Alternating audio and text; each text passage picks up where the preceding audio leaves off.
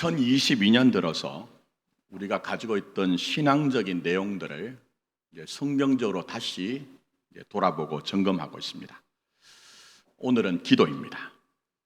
부활주일 후에는 이제 성경 강해로 들어갈까 하는데, 그래서 얼마 남지 않았습니다. 다 들을 수 있는 것은 아니고 중요한 부분만 다뤘습니다. 자, 기도라고 하면 우선 그리스도인은 기도하죠. 기도 안 할 수가 없습니다. 그러나 그리스도인만 기도하는 것이 아니라 타 종교를 신봉하는 분들도 기도합니다.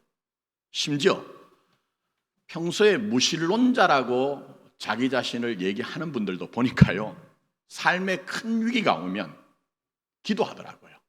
자기 스스로 해결이 안 되니까. 자, 그런 점에서 인간은 본질적으로 기도하는 존재입니다. 근데 놀랍게도 우리 주님도 기도하세요. 이게 여러분들이 어느 정도 놀라운 일인지 모르지만, 우리 주님은 원래 하나님과 같은 본체, 곧 하나님이라는 거예요. 그럼 기도를 받으실 분이지 기도하실 필요가 없잖아요. 물론 성육신이 전제되어 있기는 있지만, 그러나 기도를 받으셔야 되는 분이 복음서 곳곳에 보면 기도를 하시거든요. 근데 이건 대단한 겁니다. 그리고 더 나가서 제가 자주 인용을 하지만, 지금 주님은 뭘 하시느냐 할 때 로마서 8장, 히브리서 7장을 보시면 지금도 여러분을 위해 뭘 하신다고요? 간구하고 기도하신다 했어요. 그러니 기도가 얼마나 영광스럽고 대단한가 하시는 것들을 아셔야 됩니다. 기도는 하찮은 게 아닙니다. 이 대단한 거예요, 여러분. 자, 그런데 짧은 시간에 기도가 뭔지를 다 제가 어떻게 그 함의를 다 말씀드리겠습니까? 다만 우리는 우리 인생 전체를 통해서 주님을 배워가고 주님을 통해서 신앙의 진의로 나가야 되기 때문에, 오늘 이 십자가를 목전에 두고 기도하시는 주님의 모습을 통해 먼저는 기도가 뭔지, 그리고 우리의 기도가 어디까지 결론의 목적에 이르러야 되는지 한 두 가지 정도만 정리를 하고자 합니다. 왜 그러냐? 제가 주보를 보시면 오늘 본문만 아니고 마태복음, 마가복음을 병기를 해놨습니다. 여러분 생각에서는 주님의 겟세마네 동산의 기도가 똑같다고 생각이 되시겠지만, 이 본문들을, 병행 본문들을 펼쳐놓고 비교를 해보면요, 강조하는 게 달라요. 전하고자 하는 것이 다릅니다. 거기다가 오늘 누가복음 본문만 봐도 사실은 오늘 이 짧은 시간에, 여러분은 설교를 늘 길다고 느끼겠지만 목사의 입장에서는 짧다고 생각되는 이 순간에 어떻게 이 내용을 다 제가 얘기를 하겠습니까? 다만 겟세마네 동산의 기도는 동일한 게 있죠. 마태나 마가나 누가가 동일하게 얘기한 게 있습니다. 십자가입니다. 십자가. 물론 이 말씀을 보시면 이제 39절에 주님이 석간을 따라 감람산에 가셨다는 것은 이 순간만이 아니고요, 복음서 전체를 보면 주님이 종종 기도를 하시거든요. 그러나 오늘 본문의 말씀을 보시면요, 주님이 땀방울이 어떻게 되도록요? 핏방울처럼 땅에 떨어지도록 절절하게 기도하세요. 마태와 또 마가복음을 보시면요, 슬퍼하며 고민하면서 기도하세요. 이런 모습은 복음서를 보시면 우리 주님이 기도하실 때 그런 모습이 없습니다. 왜 그럴까요? 십자가 때문입니다. 말씀드린 것처럼 십자가 때문이에요. 이건 여러분도 마찬가지죠. 우리가 기도하지 않는 것은 아닌데, 정말 하나님 앞에서 우리 영혼이 살아서 주님 앞에 진실하고 간절하게 절절하게 몸부림치는 때가 언제입니까? 내 인생에 십자가가 등장할 때, 그때 우리가 기도하더라고요. 진짜 기도하더라고요. 그런데 주님과 차이가 있죠. 우리 기도의 내용의 대부분은요, 십자가 보지 않게 해주세요. 십자가 지나가게 해주세요. 십자가가 제발 제 인생의 무대에는 더 이상 등장하지 않게 해주세요. 그렇게 우리가 기도하더라고요. 왜 그런가? 많은 경우에 기도를 문제 해결을 하는 조건이나 기능으로 여러분들이 많이 들으셨기 때문입니다. 그래서 오늘 본문들 여러분들이 보시고 묵상하실 때에 오늘 이 본문에 나오는 자주 등장하는 게 뭡니까? 유혹, 시험이란 말입니다. 그래서 이 말씀을 오늘 우리 주님께서 그 기도하시는 모습과 연결을 해서 기도하면 유혹을 해결한다, 기도하면 시험을 해결한다, 기도하면 문제가 해결된다는 쪽에서 여러분들이 그렇게 기도를 이해를 하고 계시더라는 거예요. 그러나 기도는 응답의 수단만이 아닙니다. 기도는 보상만을 위한 것이 아니라는 거예요. 그게 아니라는 거예요, 여러분. 물론 적용적인 차원에서는 맞겠지만 여러분들이 오늘 이 본문에서 주님께서 그렇게 절절하게 기도하시는 모습을 통해 뭐와 기도를 연결하셔야 되냐면 십자가입니다. 십자가예요, 여러분. 우리 주님께서 이렇게 기도하시는 것은 이 겟세마네 동산 이후에 펼쳐지는 모든 일련의 십자가의 과정 때문이죠. 그래서 고민하시며 기도하는 거예요. 제자 중 하나인 유다의 배신과 겟세마네 동산에서 이렇게 간절하게 기도하고 난 이후에 유다가 예수님을 잡으려고 데려온 사람들을 데리고 와서 기만의 거짓의 입맞춤을 할 것입니다. 그리고 죄 없으신 주님이 강도를 잡는 것처럼 검과 몽치를 가지고 온 사람들에게 이제 체포가 될 것입니다. 이어서 대제사장 앞에 끌려가서 조롱과 함께 거짓 고소를 당할 거예요, 우리 주님이. 그리고 이들이 주님을 치고 주님은 그들에게 침뱉음을 당할 것입니다. 그러나 그 당시 유대 나라는 로마의 속주였기 때문에 죄인을 재판할 수 있는 권한이 없습니다. 그래서 이들이 로마 총독 누구죠? 빌라도에게 주님을 넘길 것입니다. 그런데 이 빌라도가 볼 때 이 청년 30세가 간 넘은 청년이 볼품이었거든요. 그래서 네가 하나님의 아들이냐, 네가 하나님의 아들이냐 하는 그런 자신을 향한 조롱을 주님이 들으셔야 했습니다. 그리고 군중들은 그동안 떡을 먹여주시고 기적을 베풀 때는 구름대처럼 따라다녔습니다. 호산나 다윗의 자손이여 우리를 구원해 달라고 하던 사람들이 그렇게 무력한 주님의 모습을 보고 격변하고 돌변하여 저를 십자가에 못 박으라, 저를 내어주라는 그런 얘기를 들었습니다. 그리고 결국 주님은 십자가를 지시고 골고다 언덕까지 올라가셔서 십자가의 손과 그 발목에 못이 박히심으로 운명을 하셨습니다. 이런 펼쳐질 과정 때문에 주님은 히브리서 5장 7절에 말씀하신 것처럼 심한 통곡과 눈물로 기도하신 거예요. 십자가 때문에 그렇게 심한 통곡과 눈물로 기도하신 거예요. 그러나 오해하지 마십시오. 이런 육체적이고 정신적인 고통 때문에 주님이 심한 통곡과 눈물로 기도하셨느냐? 결정적인 것은 하나님의 외면이에요. 하나님의 외면입니다. 십자가는 누가 뭐라고 해도 성부 하나님이 성자 예수님을 외면한 순간이에요. 평소에 우리 주님은 아버지와 내가 하나라고 얘기했어요. 이것을 좀 다르게 신학적으로 얘기하면 삼위일체예요. 우리 주님은 한 번도 아버지 하나님과 떨어져 본 적이 없습니다. 근데 그 십자가의 순간에는 성자 하나님이 성부 하나님에게 내침을 당하고 외면당한 그 순간이었기 때문에 너무나 고통스러워서 엘리 엘리 라마 사박다니 나의 하나님 어찌하여 나를 버리십니까? 라고 절규를 하신 거예요. 하나님의 외면.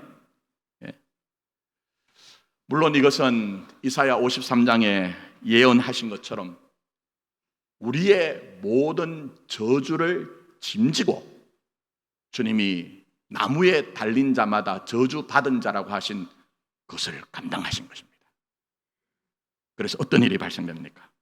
그리스도 예수 안에 있는 자들에게 밖에 아닙니다. 그리스도 예수 안에 있는 자들에게는 죄와 사망과 저주의 법이 아닌 생명으로 사는 거예요. 생명으로 산다고 얘기를 했어요. 이것이 여러분에게 부어진 하나님의 은혜이고 하나님의 복 주심이라고 성경은 우리에게 진리를 얘기합니다. 그래서 여러분들이 이것을 인정하거나 감각하거나 느끼는 강도는 각자 다를지 모르지만 결국 여러분들은 하나님의 은혜와 복 주심 안에 사는 것이 성도의 인생이라고 얘기합니다. 자, 그러나 성경이 얘기하는 또 하나의 진실이 있습니다. 우리의 존재와 신분과 운명이 바뀌었다 해도 우리에게 주어진 역사와 우리에게 주어진 인생과 우리에게 주어진 시간은 변함이 없다는 거예요. 변함이 없다는 거예요, 여러분. 그래서 여러분이 정말 믿음을 가지고 살아가는데 여러분들이 경험하는 현실은 뭡니까? 때로는 내 안에 어려움이 있어요. 그래서 내가 가진 믿음이 뭔가 하는 의문이 들 때가 있고, 또 때로는 그렇게 믿음으로 살아도 내가 여전히 결핍이 경험되어지기 때문에 내 안에 불만이 있을 수밖에 없어요. 그걸 성경이 우리에게 역사라, 인생이라, 시간이라고 얘기를 하는 거예요. 그런데 그런 속에서 진짜 여러분이 신앙을 가지고 있으면요, 제일 어려운 게 하나님과의 관계입니다. 세상과의 관계가 아닙니다. 사람과의 관계가 아닙니다. 진짜 여러분이 신앙을 가지고 있으면요, 마지막에 제일 힘든 게 하나님과의 관계예요. 무슨 얘기입니까? 내가 내 옆에 있는 사람을 보니까 무슨 큰 잘못한 게 없어요. 과오가 있는 게 아니에요. 근데 내가 겪고 있는 일들이, 내가 당하고 있는 일들이 나 스스로 이해가 되지 않거든요. 나 스스로 이해가 되지 않습니다. 그러면 물론 기도하겠죠. 문제를 위해서, 해결을 위해 기도하겠죠. 근데 기도해 보셨습니까? 해결되기도 하지만 대부분의 경우는 어제와 똑같은 오늘의 현실이 주어집니다. 그렇지 않던가요? 그게 우리의 현실입니다. 자, 그러니 그런 현실을 속에서 남들에게 말하지 못하지만 고민이 있죠. 그게 뭡니까? 심각하게는 혹시 하나님 나를 버리신 것이 아닙니까? 뭐 그 정도는 아니어도 하나님 저 사람보다 나를 덜 사랑하는 것입니까? 관심이 없는 것입니까? 하는 그런 마음이 들어요. 마음이 들어요. 근데 참 하나님이 주신 창조의 섭리 가운데 하나가 뭐냐면요, 산다는 거예요. 그런 마음이 들어도 여전히 우리는 살아내고 있더라는 거예요. 그래서 어떤 일이 발생하죠? 남들이 나를 보면 똑같아요. 변함이 없는 것 같아요. 근데 내 안에는 문제가 있습니다. 내 안에는 문제가 있어요. 그게 뭡니까? 체면 때문에 말은 하지 못하지만 기도해도 소용없는 것 아닌가?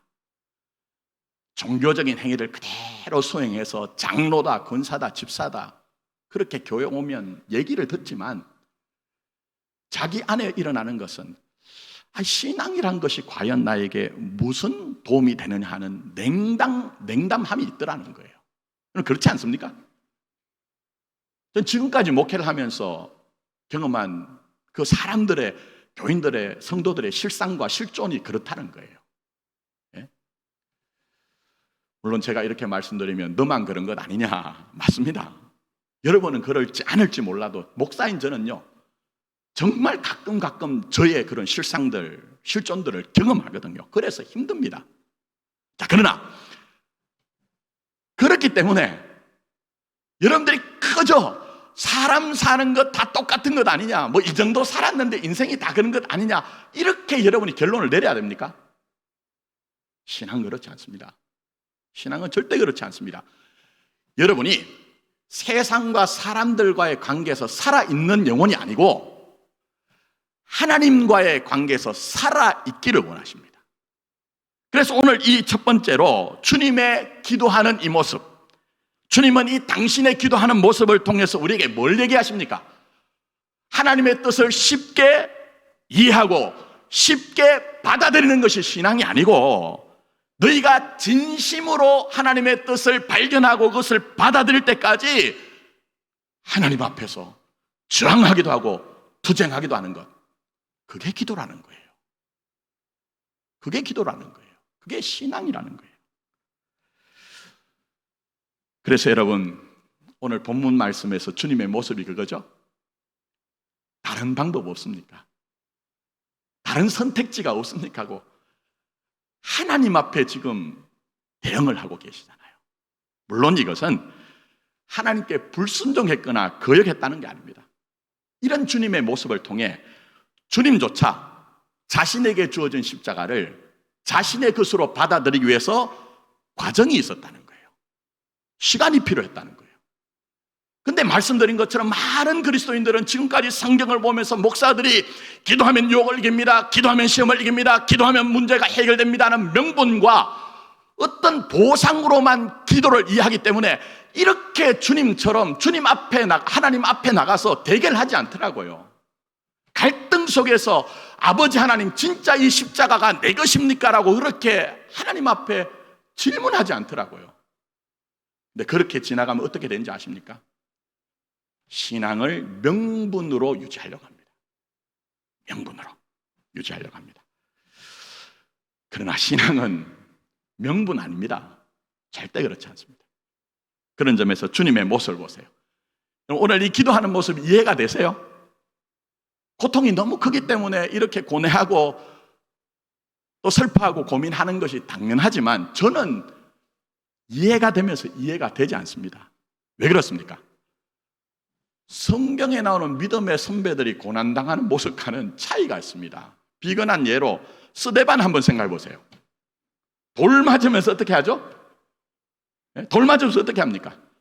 살이 찢겨나가면서 유혈이 낭자한 가운데서 그가 눈을 들어서 하늘을 보면서 그 하늘이 열리면서 하나님 보호자 우편에 서서 계신 주님을 보면서 웃으면서 인생을 종결짓는데, 아니 구원자이신 주님이 이렇게 슬퍼하고 고민하면서 땀방울이 핏방울처럼 되도록 그렇게 실험을 하느냐는 거예요. 심지어 여러분 생각해 보시면 우리 주님께서 말씀하실 때 만일 아버지의 뜻이거든 이 잔을 내게 옮겨달라고 합니다. 이 잔이 뭡니까? 십자가입니다. 근데 그 십자가는 갑자기 주어진 것이 아니고 구약의 예언의 성취예요. 그리고 이 십자가는 하나님 안에 있는 백성들과 자녀들을 구원하는 하나님의 구원의 절정이에요. 그리고 더 나가서 우리 주님은 제자들에게 누누이 내가 십자가에 죽을 것이다, 그리고 부활하여 하나님의 나라가 임할 것이라고 말씀하셨는데 이 순간에 왜 이렇게 하시냐는 거예요. 이거 인간적으로 보면요 명분이거든요. 어떻게 보면 대의명분이잖아요. 이것보다 큰 게 없거든요. 우리 주님이 십자가를 지심으로 이 구속의 사명이란 것은 첫사람 아담의 불순종 이후로 내려오던 죄와 사망과 저주의 역사를 끝내고 하나님의 나라를 여러분에 주신다는 대의 명분이 있는 거예요. 근데 왜 이러냐는 겁니다. 그런 점에서 인간은요 명분이 있으면 희생도 하고 명분이 있으면 목숨도 버립니다. 그렇지 않습니까, 여러분? 그런데 우리 주님은 의아스럽거든요.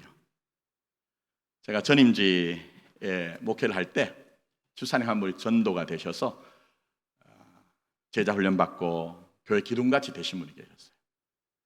근데 그분이 한 번은 부산 출신이신데 장례에 갔다 오신다는 겁니다. 사촌 동생 다녀오셔서 얘기를 하다 보니 집사님 하신 말씀이 자기 사촌 동생이 부산에 있는 전국구 조폭 조직의 행동대장이었답니다. 어느 영화에도 나오고요. 여러분 아실 거예요.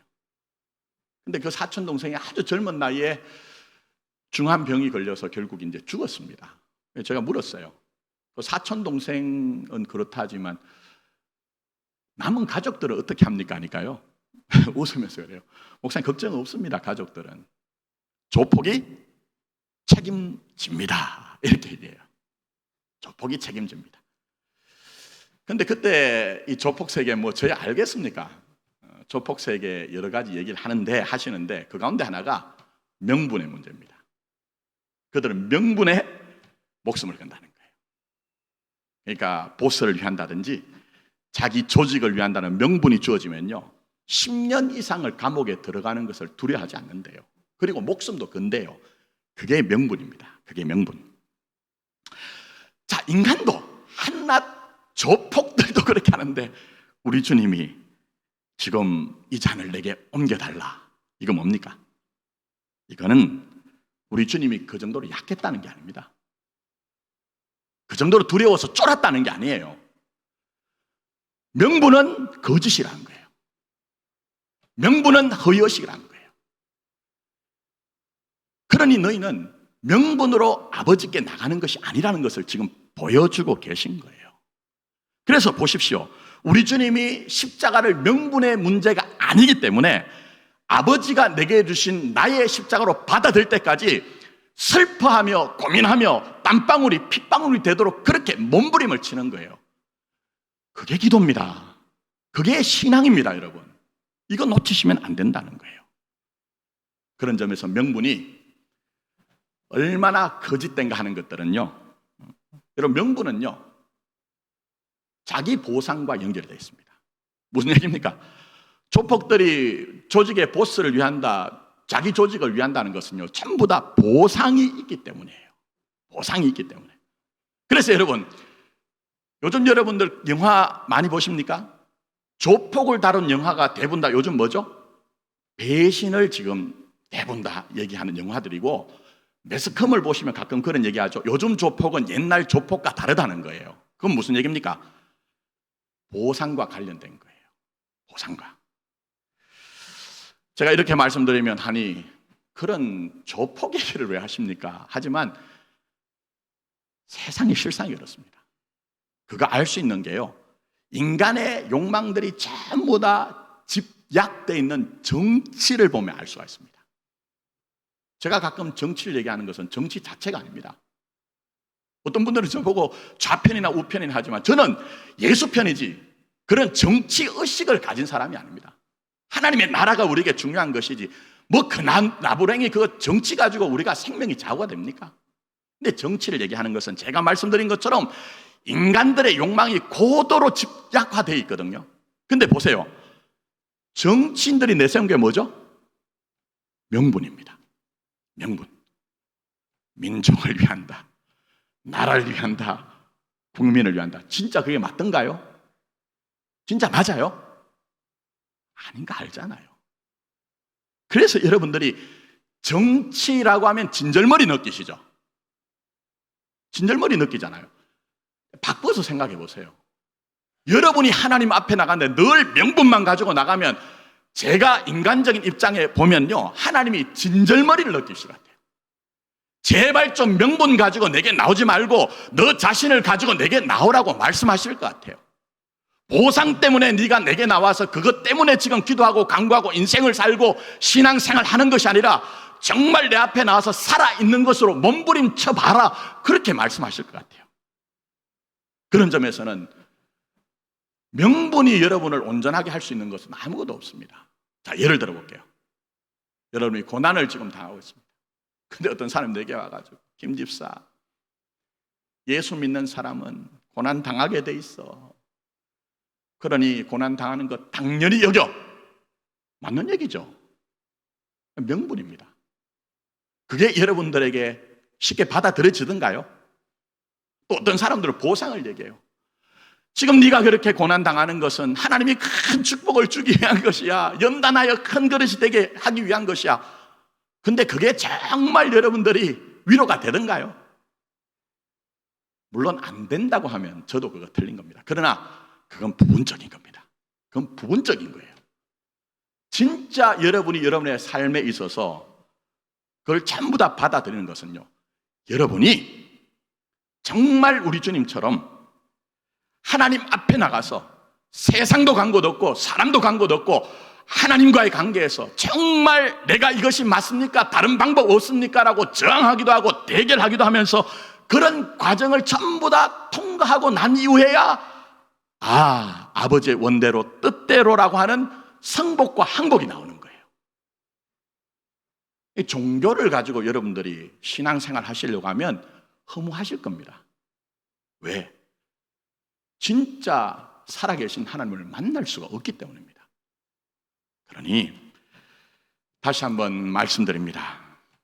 하나님은 여러분이 하나님 앞에 나가 하나님께 대결하고 저항하는 것 허락하세요. 허락하세요. 언제까지요? 아버지의 뜻을 받아들일 때까지. 그게 여러분에게 허락된 가장 큰 복입니다. 그래서 하나님은 우리에 대해서 오래 뭐라고 합니까? 참고 기다리시는 아버지라고 성경이 우리에게 말씀하고 있는 거예요. 그러니 저와 여러분들이 아버지의 원대로, 아버지의 뜻대로라는 자리까지 갈 때까지 여러분 이 가정과 이 시간을 외면하지 마십시오. 그것은 여러분의 것들입니다. 더 나아가서 우리 주님처럼 심한 통곡과 눈물이라는 것이 뭐죠?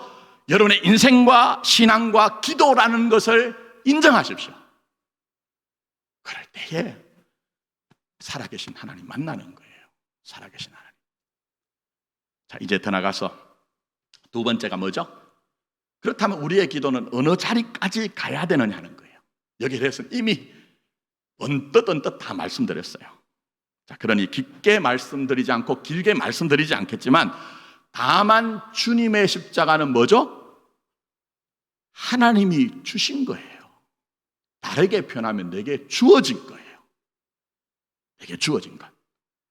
그러니 아버지의 원대로, 아버지의 뜻대로라는 것은요, 결국 우리의 신앙과 기도의 최종적인 목적지가 어디죠? 우리의 모든 것들이 주어진 것이라는 것을 수긍하는 자리까지 나가야 된다는 거예요. 우리의 모든 것들이. 그래서 여러분, 우리 사는 게 다 그렇습니다. 그렇지 않은 게 없습니다. 자꾸 여러분들은 신앙과 여러분이 사시는 것이 무슨 별개처럼 생각하는데요, 그렇지 않다는 거예요. 자, 예를 들어 볼게요. 우리 자식이 있습니다. 자, 그러면 부모는 당연히 자식을 사랑해야 됩니다. 그럼 우리는 우리 속에 명분이 있죠. 나는 자식을 사랑합니다 하는 명분이 있습니다. 그래서 우리는 자식들에게 지금껏 이것저것 다 해줬거든요. 그러면서 하는 얘기가 뭡니까? 이건 너를 위해서, 너의 장래를 위해서 이렇게 하는 것이라고 우리가 그렇게 얘기를 했어요. 그러나 정말 여러분의 심장에 손을 얹고 한번 생각해 보세요. 그렇게 하는 것이 순수한 사랑 때문입니까? 안에 욕심도 있습니다. 욕심도 있죠. 내가 내 자식을 통해서 내가 성취하지 못한 것들이 보상되어지고 좀 얻었으면 좋겠다는 마음이 있습니다. 자, 그런데 그렇게 살아보시면 자식을 통해 그게 이루어지던가요? 대부분의 경우는 안 이루어집니다. 대부분의 경우는. 그래서 우리나라 사람들이 자식들에 대해서 맞는 말은 아니에요. 하는 얘기가 뭡니까? 마지막에 하면 아이고 내 팔자야 이렇게 합니다. 그건 물론 동양에서 온 것이에요. 사주에서 온 것이에요. 그래 틀린 겁니다만은 그건 무슨 얘기입니까? 나를 넘어서는 어떤 것들이 있다는 거예요. 자, 그런데 신앙인들은 여기서 알죠? 그게 뭡니까? 그런 일들을 통해 자식이 뭐죠? 주어진 것이에요.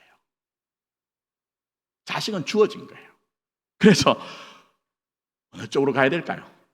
하나님, 저놈의 자식 제게 어떻게 해요? 주셨으니 부모 역할만 하겠습니다. 이거예요, 여러분. 이게 우리 삶의 현실이라는 거예요. 자, 더 나가서 교회도 생각해 보세요. 제가 연초가 되면 기도 제목 좀 내세요 하면 많이 안 내세요. 그래서 아이고 우리 성도들에게 나는 기도하는 목사가 아닌 것처럼 보여지는 것 같다 이런 느낌이 들지만 그 기도 속에 어떤 기도가 올라오느냐면요, 우리 교회 이런 교회 되게 해주세요 하는 기도 제목이 있습니다. 물론 성도는 교회를 위해 기도해야 돼요. 그러나 기도가 교회가 명분으로 넘어가시면 안 됩니다. 절대 그렇게 하시면 안 됩니다. 제가 지금까지 목회를 하면서 보니까요, 자기가 다니는 교회에 만족하는 분은 아무도 없습니다. 그래서 삼천리 반도 금수강산 어디를 가든지 어떤 교회든지 성도들이 공식적인 자리가 아니고요, 자기들끼리 모여가지고 친한 사람들이 모여서 얘기하면 마지막에 뭐죠? 우리 교회는 뭐가 없더라? 사랑이 없더라 얘기 나오거든요. 똑같습니다. 근데 그건 뭐죠? 소원입니다. 우리 교회에 사랑이 있었으면 좋겠다. 그러나 또 하나는 명분입니다. 교회는 이러해야 된다는 명분입니다. 근데 여러분 차이를 보세요. 진짜 이 교회가 하나님이 내게 주신 것이라고 하면 주신 것으로 사랑합니다.